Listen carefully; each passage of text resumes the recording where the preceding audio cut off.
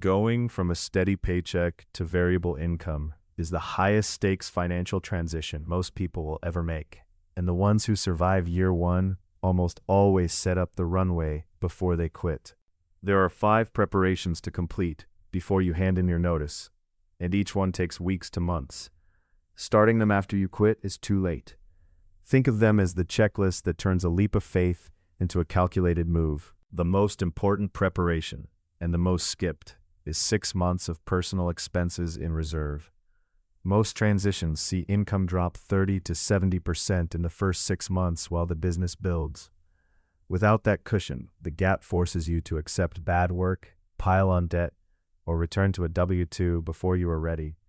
For a household spending $4,500 a month, the target is $27,000 before you quit. From your very first business deposit, root 25 to 35% into a separate tax savings account, before rent, before bills, before anything else.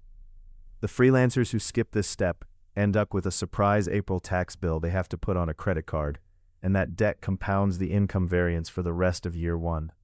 On the insurance side, your decision window is tight.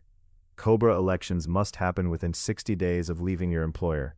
Decide and apply before you quit, not after. Here is what income actually looks like during the transition. Months 1 through 3, typically 30 to 60% of your prior W-2.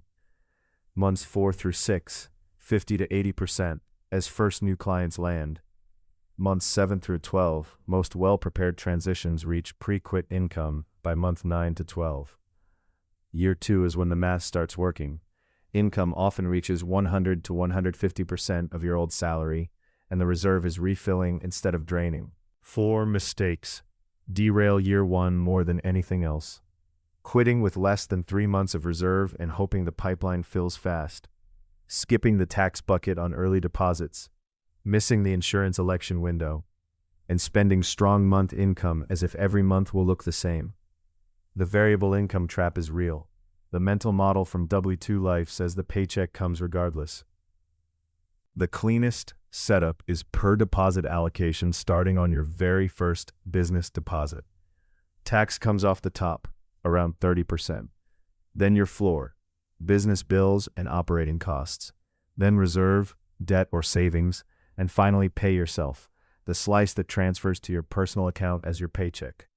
The percentages flex as income grows, but the structure stays constant from day one. Able runs this allocation automatically every time you log a deposit. So year 1, when discipline is hardest, has the structure of a system rather than the friction of manual transfers. Sometimes the right answer is to wait. If you'd have less than 3 months of reserve, no client pipeline, significant high-interest debt, or a major life event in the next 6 months, delay the transition. The goal is not to quit as fast as you can. The goal is to quit when the preparation is complete. The reserve you build before quitting is what lets you be selective, not desperate when the clients start coming in. From unable to able. Try it free for 30 days at becomeable.app.